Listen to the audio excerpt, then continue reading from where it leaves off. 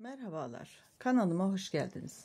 Bugün sizlere iki motifle çok pratik bir şekilde çanta nasıl yapacağız onu göstereceğim. Çantamızın modeli ağaç çiçeği modeli. Görmüş olduğunuz gibi 4 ton ipimiz var. İlk göbek kısmına bu koyu bordo gibi ama dilerseniz kahverengi de kullanabilirsiniz. Turuncu, sarı ve hasır rengimiz var.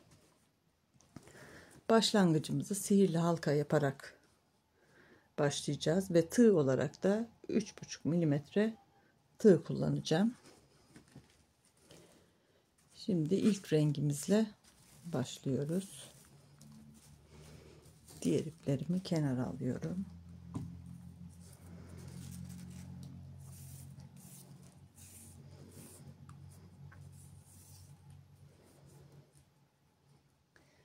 Öncelikle sihirli halka yaparak başlayacağız. Sihirli halkamız bu şekilde başlıyorum bakın.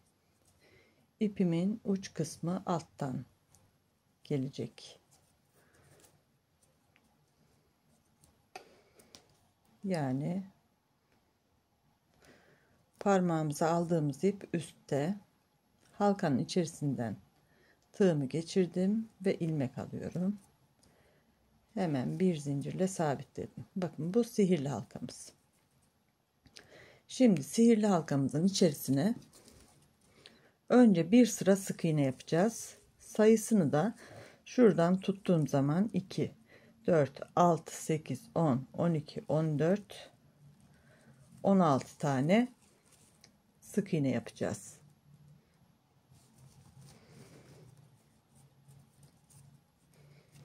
Zincir çekmiştik. 1, 2, şimdi biraz geriye alalım.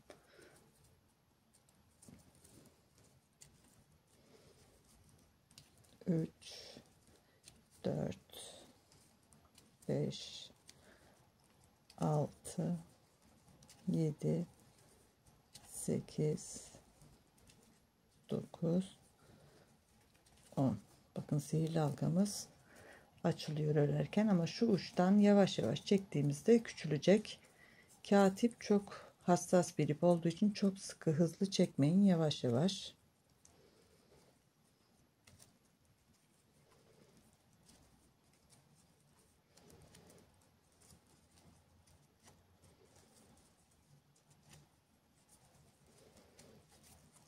Sanırım 16 yaptık. 2, 4, 6, 8, 10, 12, 14, 16. Şimdi bu uç kısmı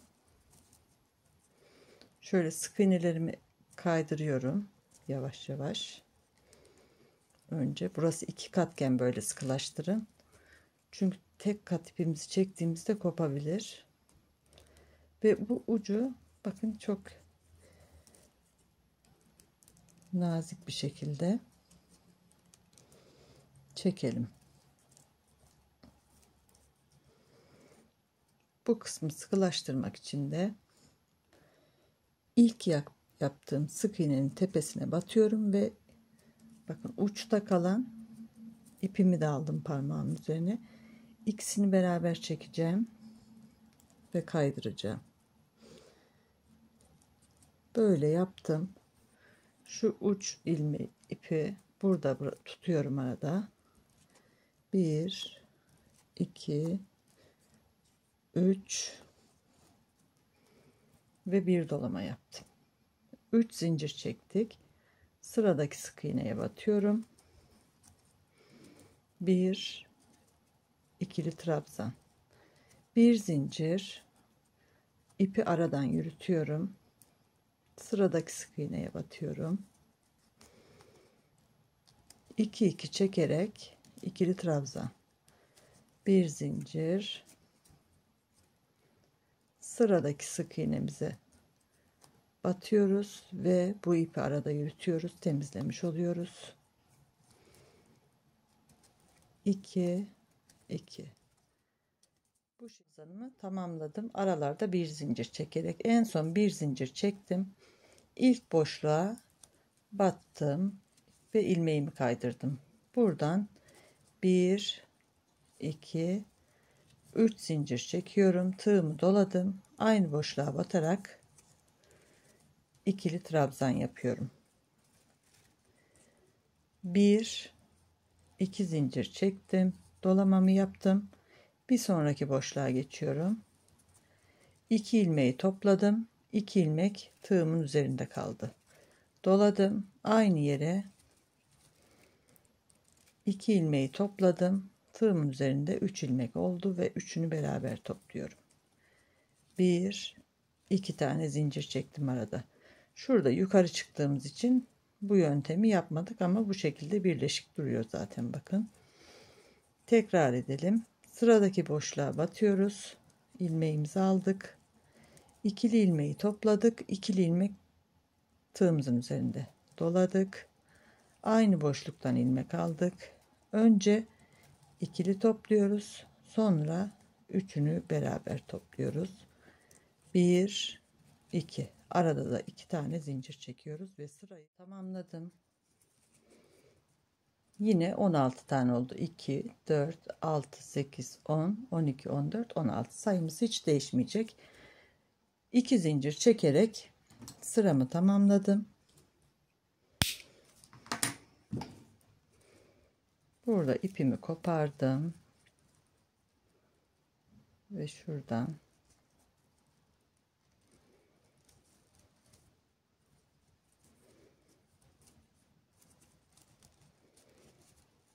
geçirdim. En son ipimin çıktığı ilmeğe alttan batıyorum ve buradan tekrar ipin ucunu çekiyorum. Temiz bir birleşim yapmış olduk. Şöyle birkaç zincirin arasından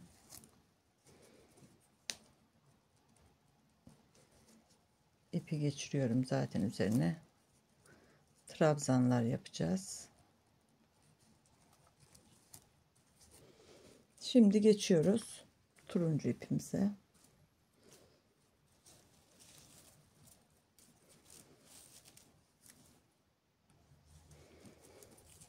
Turuncu ipimi aldım. Boşluğun birinden bu şekilde ilmeğimi çektim. Şu uç kısmını doladım.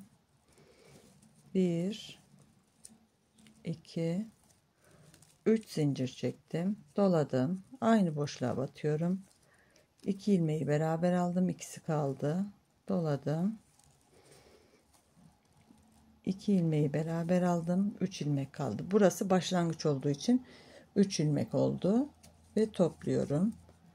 1 2 3 zincir çektim, dolamamı yaptım. Şu ipi de aradan yürütüyoruz ve temizlemiş oluyoruz. Bakın, bir önceki uçla ikisini. Bir sonraki boşluğa batıyorum. 2 ilmeği topladım. 2 ilmek kaldı. Doladım.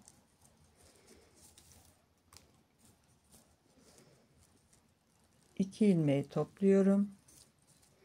3 ilmek kaldı. Doladım ve üçüncü kez aynı boşluğa batıyorum. 2 ilmeği topladım. Kalan 4 ilmeğimi de beraber 1 2 3 tane zincir çektim.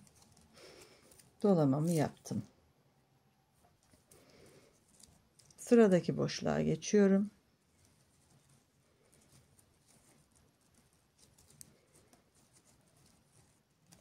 İkisini topladım, 2. Bir kez daha doladım. İlmek aldım. İkili ilmeği topladım. 3 ilmek kaldı. Doladım. Üçüncü kez battım aynı boşluğa ve 4 ilmeğimi beraber topluyorum. 1 2 3 zincir çekiyorum ve bu sırayı da bu şekilde tamamladık. Burada yine ipimi kestim ben.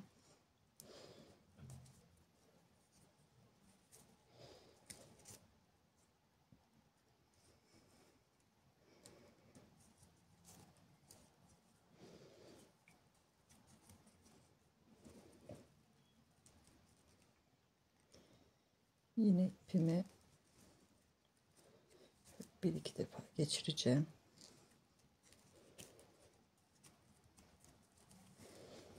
Şimdi sıra sarı ipimizde.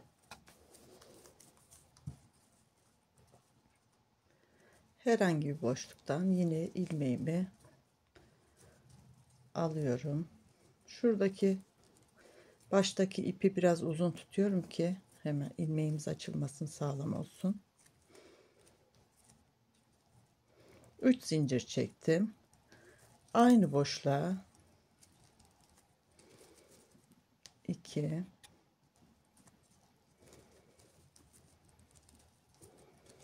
3 4 5 6 tane trabzan yaptım ikili. 2 4 6 baştaki zinciri de saydık. Baştaki zincirin tepesine batıyorum. İlmeğimi arkadan buraya çekiyorum. Bu şekilde popcorn yapmış olduk. Yani bu kısmı ayçiçeğimizin kabartmalı, gördüğünüz gibi. 1 2 3 tane zincir çektim. Tığıma dolamamı yaptım. Bir sonraki boşluğa geçiyorum. İkili trabzan, ikinci ikili trabzanım, üçüncü trabzanımız, 4 5 ve 6 tane ikili trabzanı yaptım. İlk trabzanımın tepesine batıyorum ve bırakmış olduğumuz şu ilmeğimizi buradan geçiriyoruz. Şöyle sıkılaştırdığımızda büzülüyor. 1 2 3 zincir çekiyorum. Bir sonraki boşluğa geçiyorum yine. Ve bu şekilde her boşluğa 6 trabzan yaparak popcornlarımızı sarı ipimizle sıramı da tamamladım ve görüntümüz bu şekilde oldu. Ördüğümüz zaman biraz büzülüyor katip olduğu için, ama şöyle elinizi düzlediğiniz zaman gördüğünüz gibi gayet düzgün bir form oluşturuyor. Şimdi hasır rengine geçiyoruz. Burada istediğiniz kadar sırayı çoğaltabilirsiniz. Çantanızı büyük yapmak isterseniz bu hasır rengine 3 sıra değil de 5 sıra 6 sıra yapabilirsiniz. 1 2 3 4 sıra yapmışım ben burada. Şimdi yine boşluğun birinden batarak ilmeğimi alıyorum.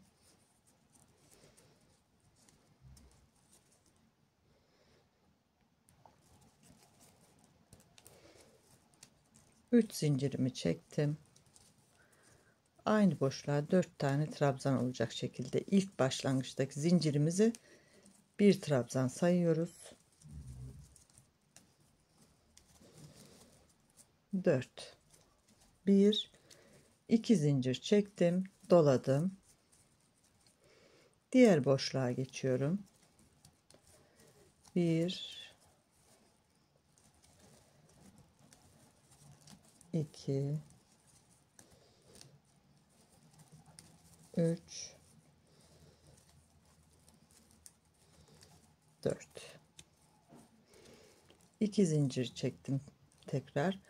Burada ilk köşemizi yapalım.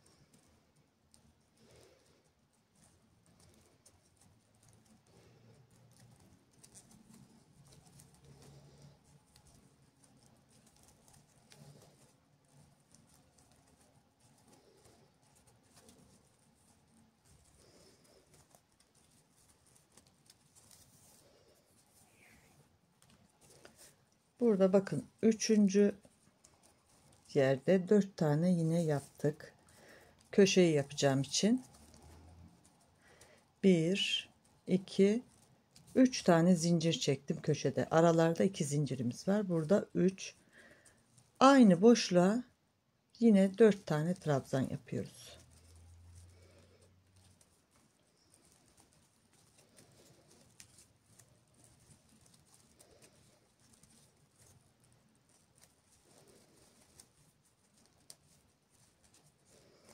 Bir, iki zincirimi çektim. Bakın köşe kısmı burası olacak. İlk önce motifimiz yuvarlak olduğu için tabii ki ilk sırada hemen kare formu oluşturamayacağız. Köşeden sonra ilk boşluğa 4 trabzan.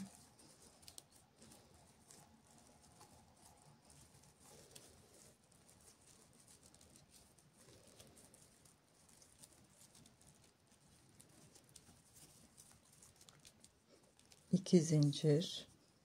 Diğer boşluğa geçtim.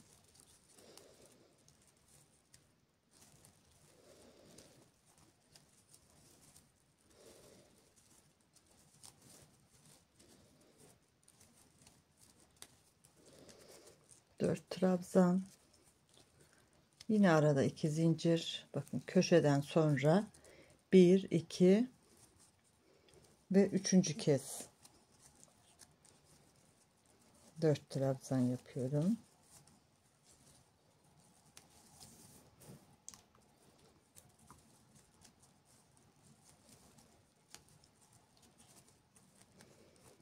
İki zincir ve bir sonraki boşluğa 4 trabzan.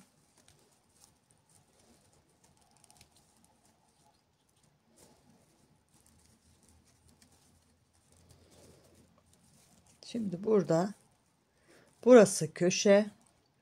1 2 3 tane dörderli grubumuz var ve burada yine köşe çalışıyoruz. 1 2 3 zincir çektim köşe için. Aynı boşluğa 4 trabzan daha yapıyorum.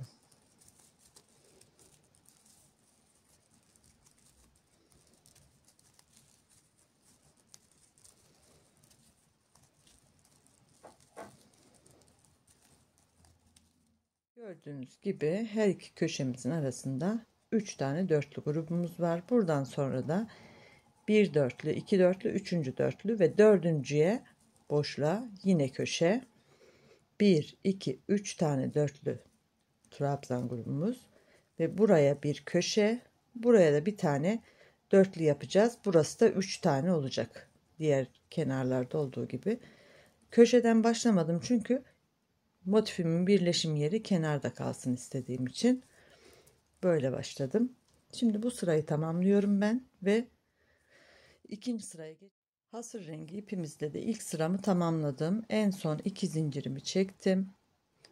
Buradaki zincirin tepesine batıyorum. İlmeğimi kaydırdım. Şuradaki trabzanların tepesine batarak da ilmeğimi kaydırıyorum.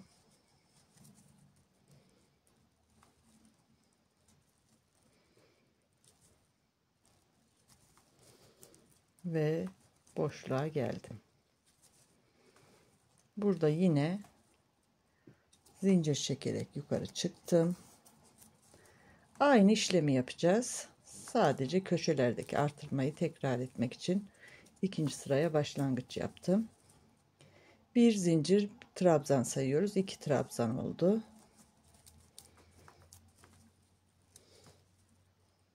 3 ve 4. 1 2 zincir. Bir sonraki boşluğa geçiyoruz.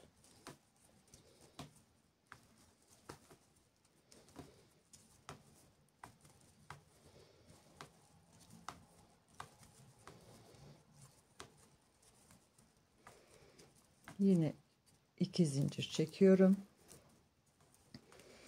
Köşeye geldik. Buraya aynı şurada yapmış olduğumuz gibi 2 tane dörderli grup yapacağız.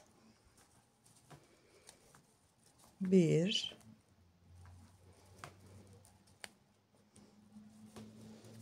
2 3 ve 4. 1 2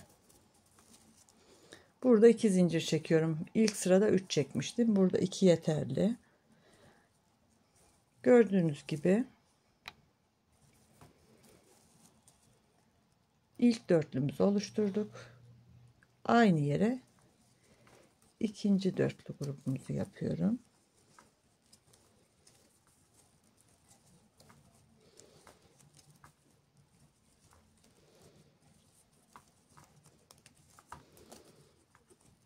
İki zincirimi çektim. İkinci sıradan itibaren köşe dönüşte de aradaki boşluklarda da 2 zincir. İlk sırada aralarda 2 zincir, köşede 3 zincir çekmiştim.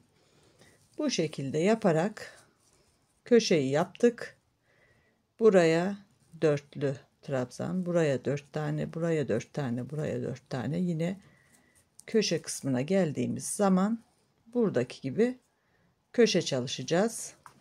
Ve şurada 1 2 3 4 sıra çalıştım ben. 4 sırayı tamamlayacağım ve ipimi de tamamlayarak arka tarafından ütüledim. Ve son sırada şu aralarda birer tane zincir çektim. Buna da dikkat edelim.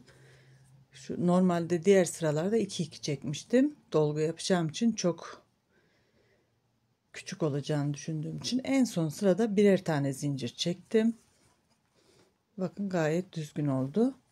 Ve motifleri birebir birleştirmiş olsaydık şu ara kısmı örmeden çok böyle dar bir çanta olacaktı. Biraz çantamızın genişlemesi için araya örerek birleştirdim. Körük ördüm. Diğer tarafta sona geldim. Burada size nasıl başlangıç yapacağımızı göstereceğim. Siz dilerseniz bu kısmı ayrıca örerek dikebilirsiniz de. Ben ayrıca dikmeye uğraşmamak için bu şekilde ördüm. Şimdi bu köşede bakın bir iki tane zincirimiz var. Üst tarafa yakın olan zincirin içerisine batıyorum.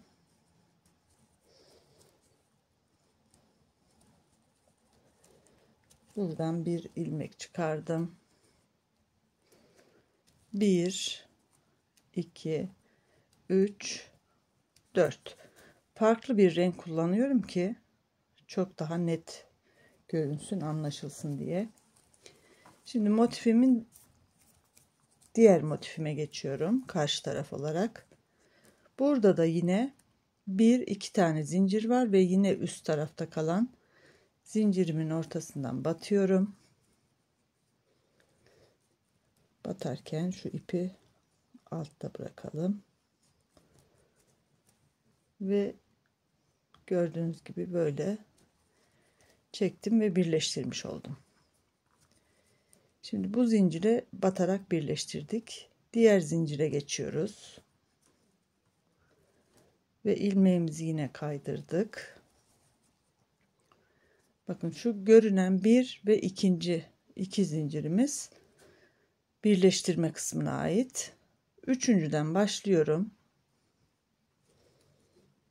1 2 3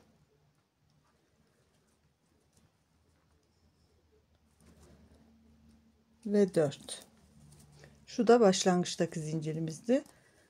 Bu kısmı da saymıyoruz. Bakın ipi çektiğimde orası da gayet sıkılaşıyor. Görünmüyor zaten. Bir sıra sık iğne yaptık. 2-4 tane sık iğnemiz var. Sıradaki zincirimiz buradan başlangıç yapmıştık. İkinciye batıyorum. Ve ilmeği kaydırıyorum. Birinci trabzanımın tepesine kaydırıyorum şimdi ilmeğimi. Şöyle zincirin tam ortasına, şu noktaya batıyorum. Burada biraz şuraya battığım için ayrık görünebilir. Kaydırdım. Dönüyorum. Burada da yine kaydırdığımız zincirleri saymıyoruz. 1 2. Şuradan başlayacağız. İpimi ilmeğimi şöyle küçültüyorum iyice. 1 2 üçüncüden başlıyorum. 1 2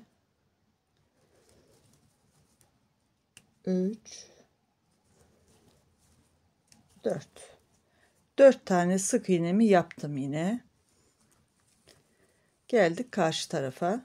Bakın burada en son ilk trabzanın tepesine batmıştım bu sırayı başlarken. Şimdi de burada ilk sıradaki trabzanımın tepesine batarak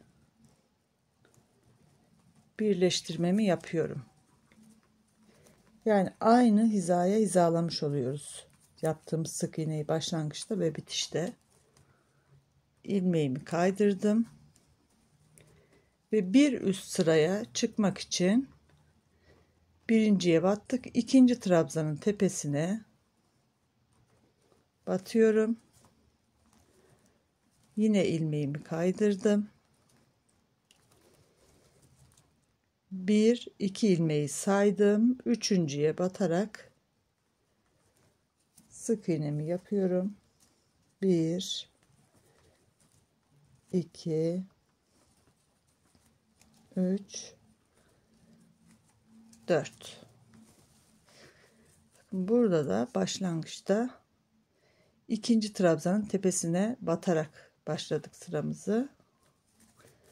Sonda da ikinci trabzanın tepesine batarak bitiriyoruz. Buradan battım. İlmeğimi kaydırdım ve birleştirdim. Diğer sıraya geçmek için bir sonraki trabzanın tepesine batıyorum. Şu 1 2 görünen zincire batmıyoruz. Şöyle çevirdim. Bakın 1 2 buna batmıyoruz ve üçüncüye şöyle parmağımı bırakıyorum batacağımız yere. 1 2 3 4 döndük. Burada ne yapmıştık? Üçüncü trabzanın tepesinden geliyoruz. Ve karşıdan da yine 1 2 3 üçüncü trabzanımızın tepesine batıyoruz. Bu şekilde hizalı bir şekilde ara körüğümüzü örmüş oluyoruz. Şuradan kendi rengiyle olan tarafı göstereceğim. Bakın. Gayet düzgün. Ütülerken de iç tarafından ılık ütüyle ütülerseniz çok daha düzgün duracaktır. Şimdi bu kenar kısmını tamamlayacağım ve yine tamamen körük kısmını tamamladım. Şimdi çantamızın biraz boyunu uzatmak için sık iğne yapacağız dönerek. Buradan başlıyorum. Zincir çekmeden başlayacağım. İlk trabzanın tepesine batarak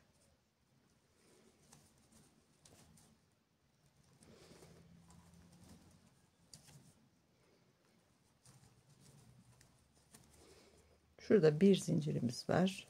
Bir tane batalım ve diğer trabzanlarımızın tepesine batalım.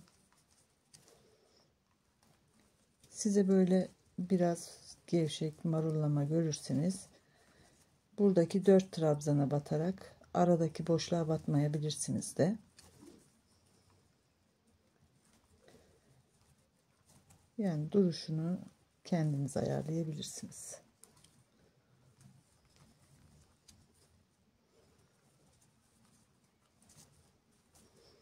Bakın gayet düzgün. Şimdi şöyle bir mesafe yapmayı düşünüyorum. Ben o da en az 7-8 sıra olur. 7-8 sıra hazır gördüğünüz gibi. Şimdi ölçülerini vereceğim. 20 netleştirelim. 26 santim boyunda şöyle ölçmüştüm ve